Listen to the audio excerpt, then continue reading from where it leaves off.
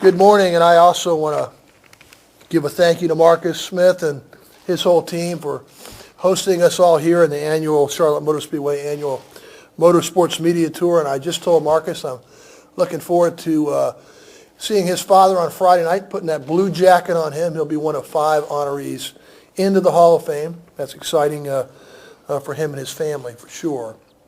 You know, this is our first chance to talk about a little bit about what happened last year with our season, look ahead to 2016. And I'll start by saying, without question, this was one of our most exciting seasons ever. Now, I usually say that because I usually mean it, but the statistics really back that up. When you see the attendance came, most of our tracks saw nice and sometimes sizable increases in the attention that was coming to the sport. You saw some of the best racing. Of course, we tried some new rules packages throughout the year and I'll talk more about that in a moment, to give us even better racing from facility to facility. And then we got to the chase. And we had a lot of great things happen in the chase. And of course, the second year, and a lot of people thought that an elimination style format in motorsports wasn't possible. And it wouldn't work properly. And the reality is, it's not only possible, it is the most exciting form of motorsports.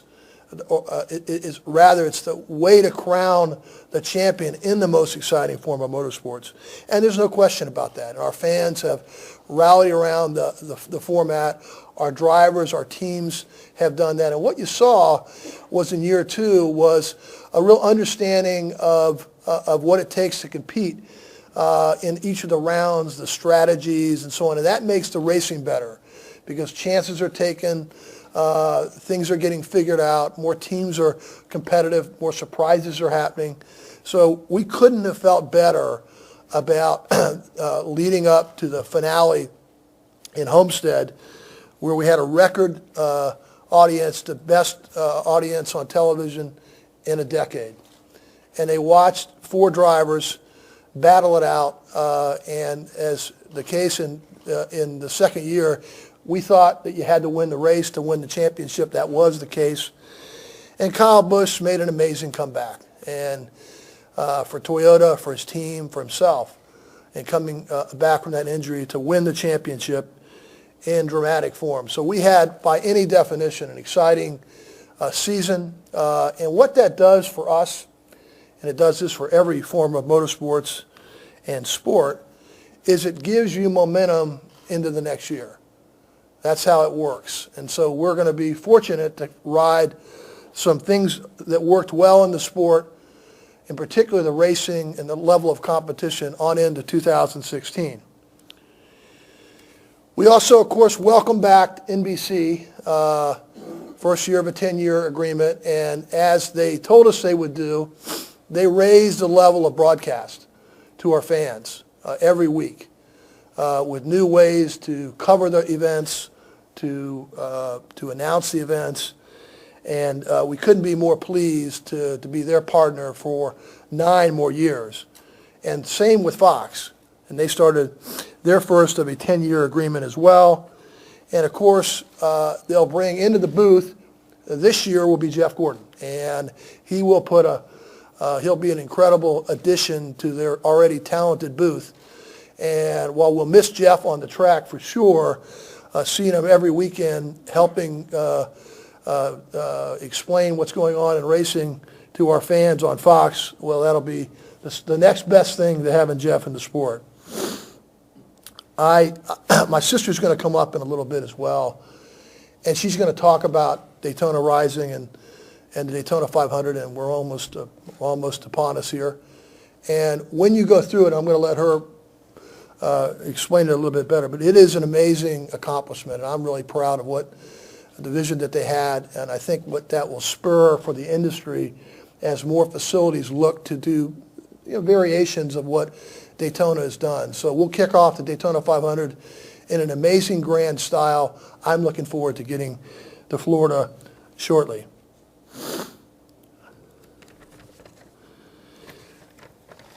We're also going to make an announcement, too, about expanding this very successful chase format into the Xfinity Series and into Camping World Series. And it'll be slightly different. But the idea is, and Steve O'Donnell in a little bit will walk you through some of these details.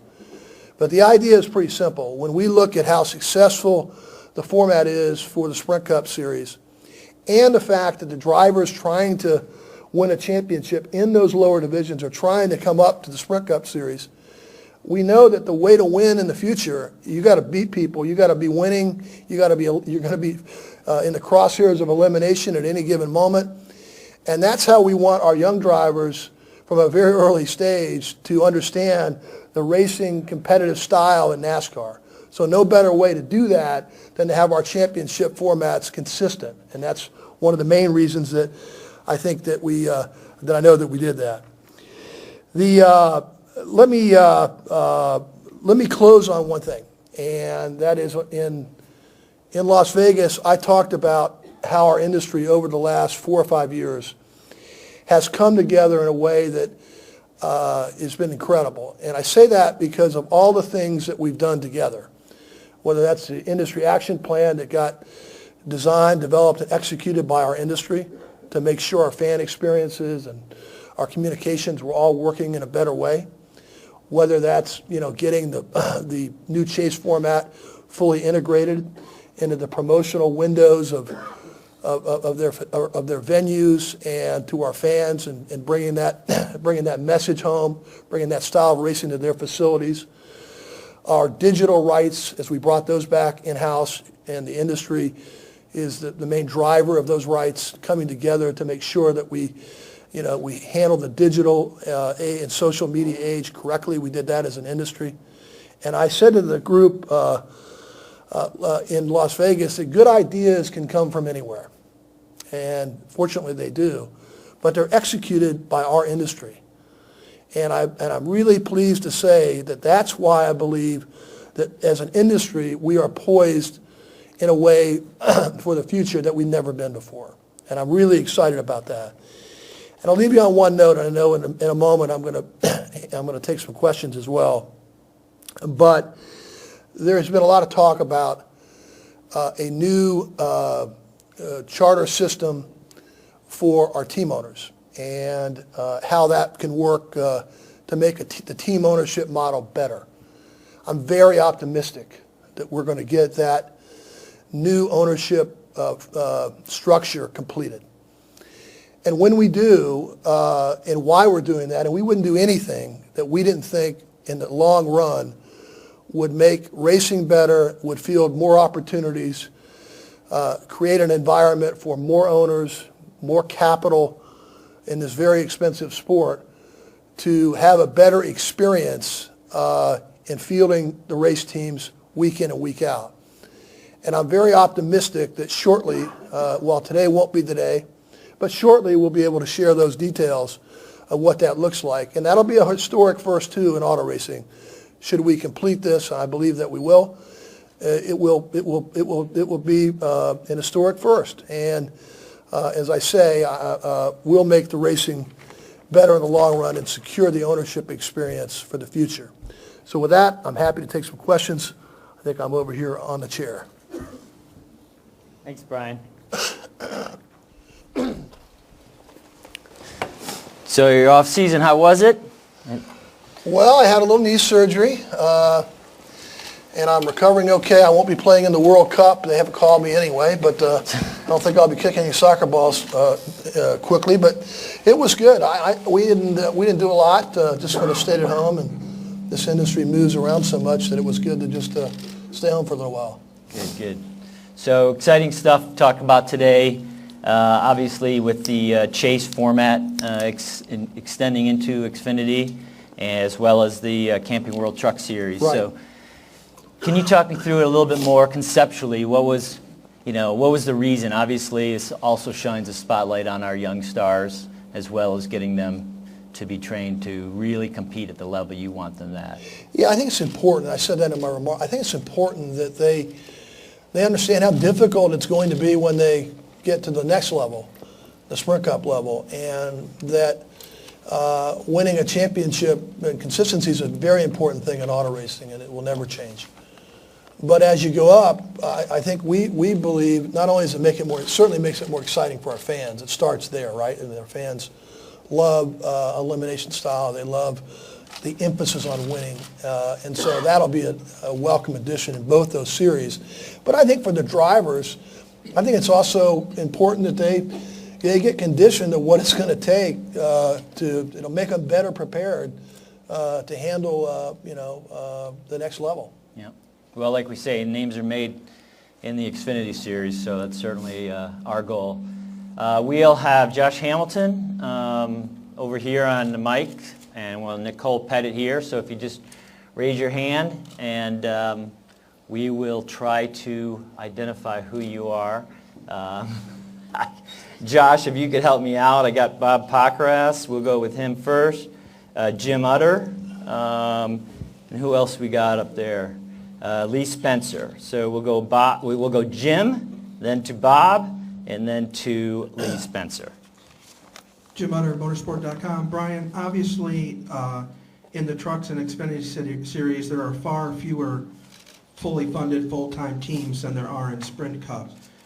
Even though the details aren't out yet on exactly what the format would be, because of that, do you think that the outcome, so to speak, as to who wins championships will really be affected much by the chase format, or will it tend to gravitate towards the people who already win those championships in both of those series?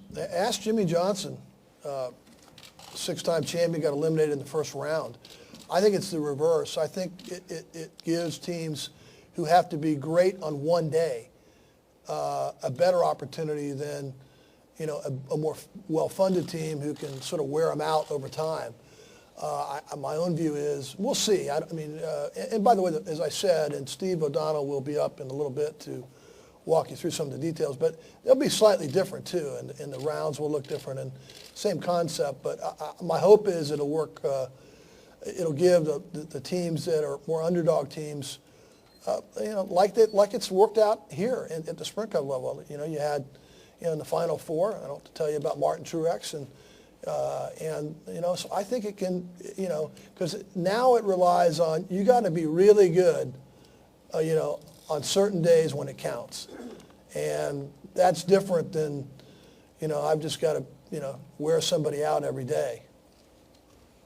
Over to Bob, and then to Lee, and then over here to Louis Frank.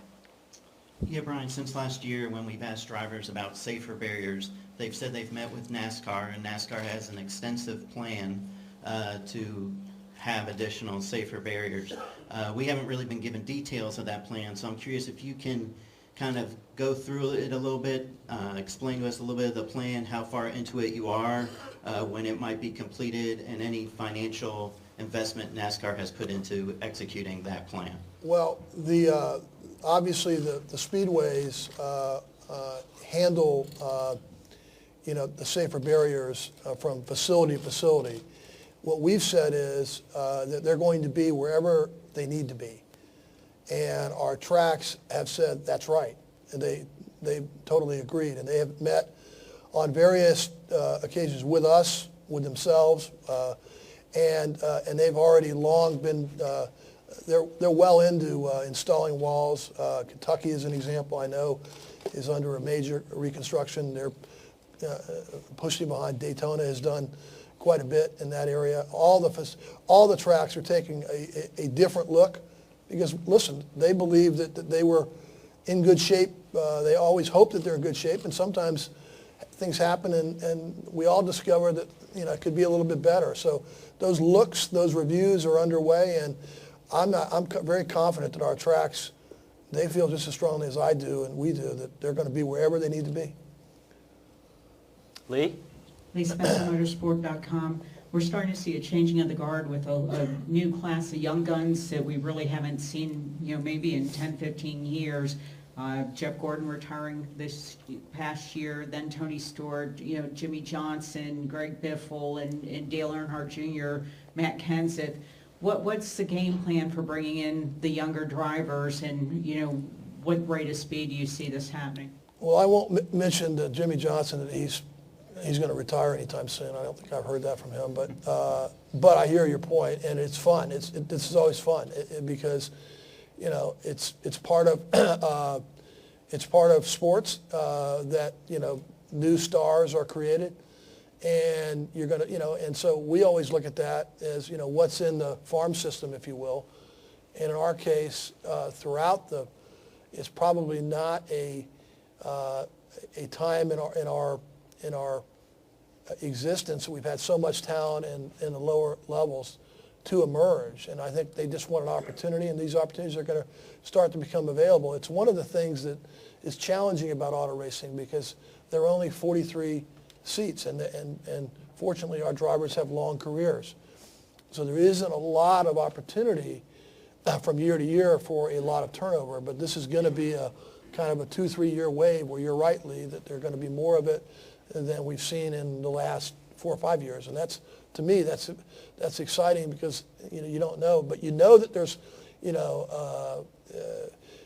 there's a lot of talent, and they're getting into big rides like Casey Elliott getting into 24, and that's going to be good. So we'll see. We'll go to Lewis, and then up to Jerry, and then over to Nate Ryan. Louis Frank of Reuters, to your right. Okay. I can barely see you guys. Okay. 2015 saw a fairly important team close its doors, and I was wondering, in years past you've talked about barriers to entry. I was wondering, what is NASCAR doing in terms of investigating cost containment measures? Well, I think, you heard me allude to the new potential ownership structure that I'm optimistic, although it's not finalized, that we're going to be able to achieve. And should we be able to do that, I think, we get an opportunity collectively, although it's complicated, to get at some of the things that are always,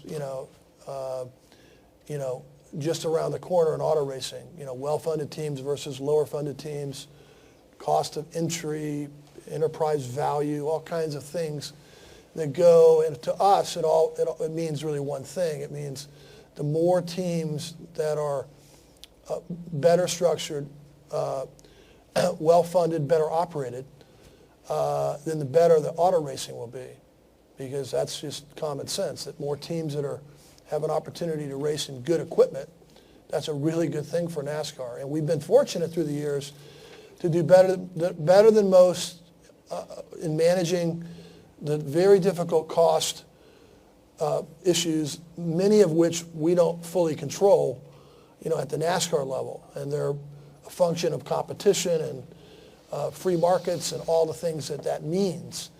But even with that, with the structuring and the commitment to keeping, rules packages that don't break the bank, that achieve safety and achieve performance, we've been able to do better than most. Better than most means there are 30 good funded teams or more.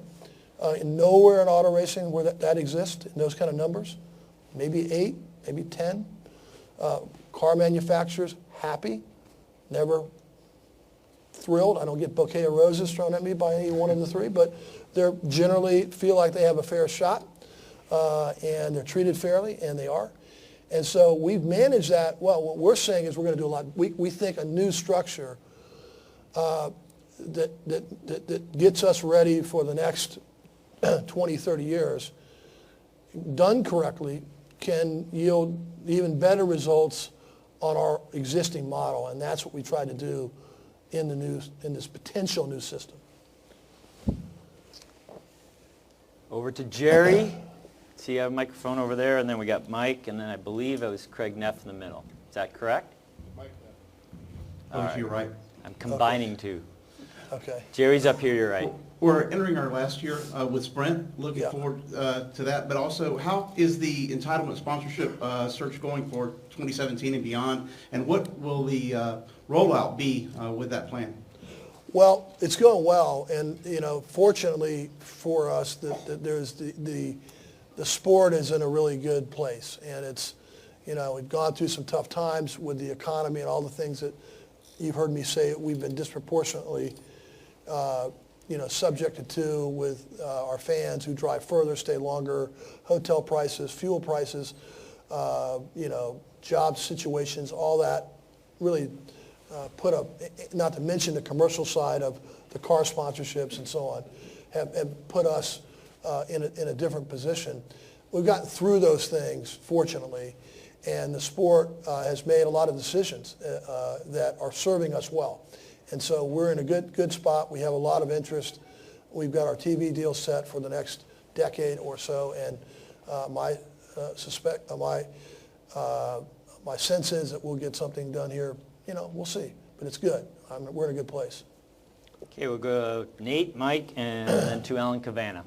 Nate Ryan, NBC Sports. Brian, 2 questions on charters. One, is there a deadline for getting the deal done? Meaning, if it's not done prior to Daytona, do you have to wait then until 2017 to do it again, or could you do it during the season? And then secondly, there's been talk that there could be a reduction in field size. Do you anticipate 43 cars under this structure or fewer? Well, I'm not going to get into the specifics of the plan because we don't have it finished yet.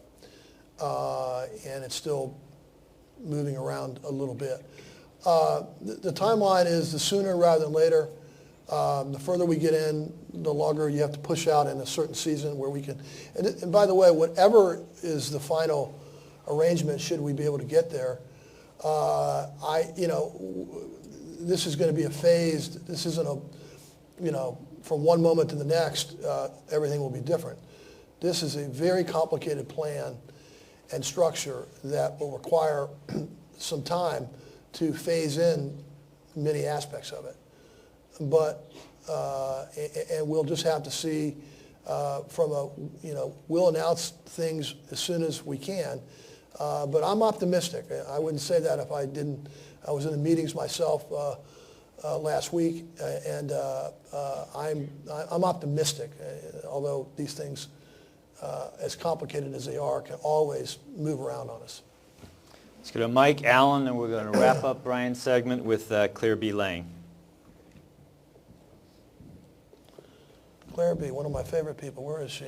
Mike's in the middle here. Okay, Mike. Okay. Mike, by the way, Craig Neff is a Sports Illustrated reporter, so don't give me too much grief. Okay. That's all good. All right.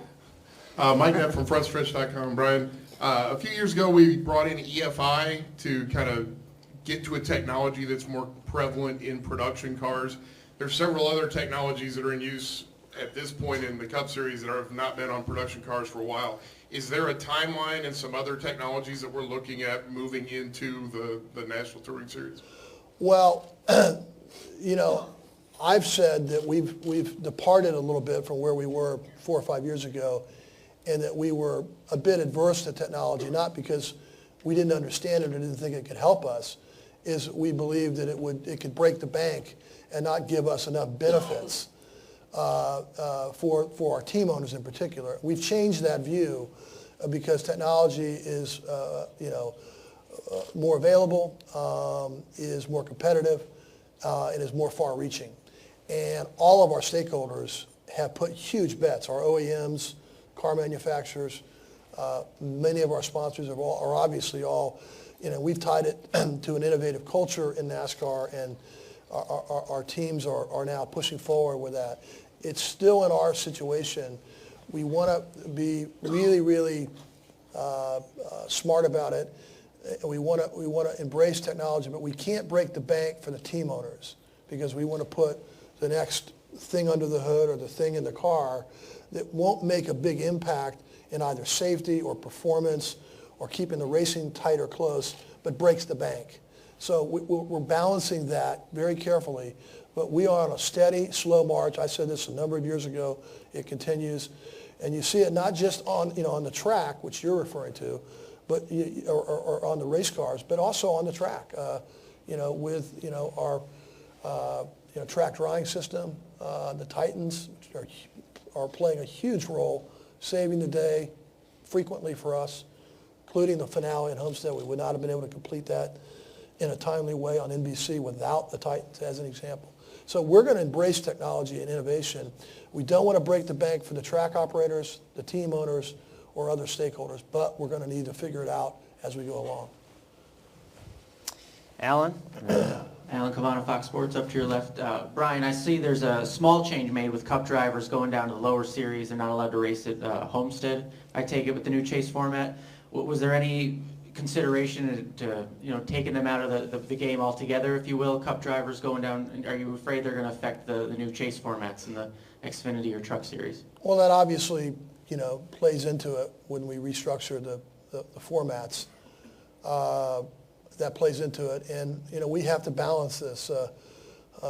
Many people like the idea that it's unique that our best drivers get to compete with our up-and-coming drivers. Others, not so much. But we like it in general. It's part of who we are. It's not uncommon, obviously, through our whole history to see it, and it's balanced between giving the drivers in their home division, if you will, the opportunities that driving, week in, week out in those divisions should give them, winning a championship and so on and so forth. So we've had to modify it a little bit, of course, with changing the formats around, but generally speaking, that's kind of where we stand. All right, we'll wrap it up with Claire B. Claire B. Lang, Sirius XM NASCAR Radio. I actually have two questions. The first is, fascinated by the digital dash. How much information that the drivers have never had do you want them to have? How far do you want to go on technology on the digital dash, both this year and then beyond? I want to go really far with that because it has a real opportunity for us to connect our fans with, we're one of the few sports, when you hear about big data or you hear about using technology within the event itself, that is really real for us, that we can use. And so I envision there'll be a day, and it's coming soon, that where many of the things that the drivers are looking at, that the communications are already, some of this is already here, but some of the telemetry, some of the information is part of somebody's device while they're sitting. I know Daytona's planned for this. They plan to have big zones where, high speed and Wi-Fi they're ready for this, and other tracks are getting ready for this. And it'll be a big advantage that our sport has, because we'll be pretty liberal with how we, let fans peek inside to what's going on with somebody's car or strategy or whatever. We already are to some level, and that'll even get better, and the experience will be richer and better for our fans. So I'm excited about that. And last point about that is the car manufacturers, on no uncertain terms for them, is the digital dash going to be the future. You're going to see all kinds of things you already can, depending on which car or make, that are available, from Wi-Fi to the internet, streaming, all that stuff is already there, and they want us to have their cars, their technology be, resemble things that are going on the track. So we'll have some opportunities there, and we're going to try to take advantage of them. And real quick, other than the charter system, what do you think is the biggest challenge facing NASCAR this next year and the biggest opportunity for advancement? Rain. It really is. I mean, I'd like to give you some, detailed concern I have that is going, but the truth is the racing, we've settled on a lower downforce package for the 1.5 miles. And we think that's what the drivers and teams really want, and we're going to let that play out. The tracks are underway with, Daytona is well known, but other tracks are, including Kentucky and many others, are looking at, getting their sanctions now, the 5-year sanctions that we've talked about, where they can have some visibility in the future to do some capital improvements. So the racing is good. The tracks are on board. We've embraced digital and social media in a way that, we're trying to be leaders in this area. We have young and up-and-coming drivers. We got a format that we can build on, for the next decade or longer. So there is no pressing thing that I would like to see get resolved. We've really worked at things that were out in front of us that we thought we could improve on. And the industry, I can't underscore this enough, I've never seen our industry when we come down with an idea or they come up with an idea that we are marching forward together to get something done to better the experience for our fans, and our drivers, team owners, and all of our stakeholders. But we can't do anything about the rain other than we can probably add some more air titans over time to speed it up, and hopefully we'll get a little break on that in 2016.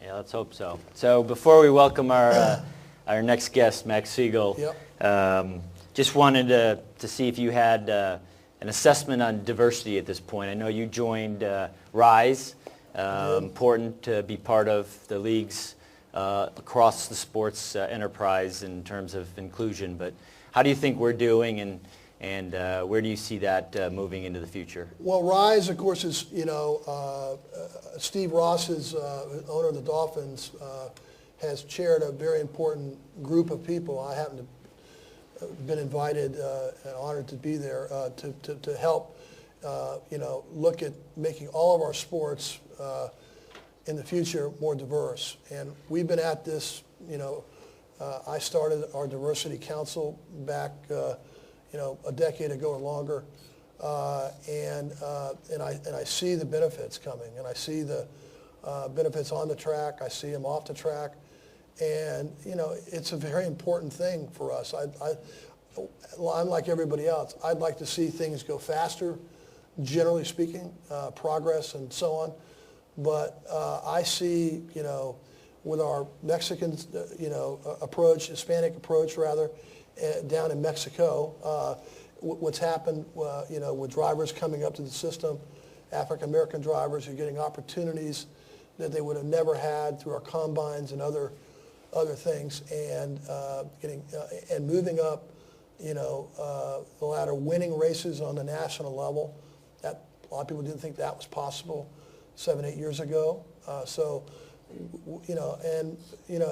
some point we'll have even bigger breakthroughs because this is a talent-based, sport that has other complexities, but in the end, it's a talent-based sport, and I'm looking forward to the future. And I know Max is going to have some remarks as well. Yeah. It's all going well, though. All right. Well, good. Well, don't go too far. Just sit there for a moment. But I'm going to introduce Max, and he'll introduce the next group of diversity. So, Max, if you